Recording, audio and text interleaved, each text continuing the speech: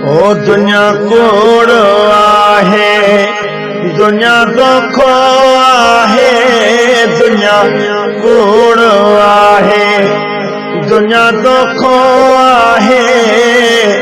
सुठी पोख पोखियो, सुठी पोख पोखियो, केरे कंहिंजो नाहे, तोला कम जाना है,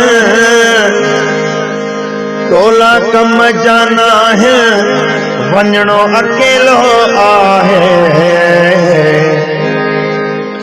दुनिया कूड़ आहे, वो दुनिया कूड़ आहे।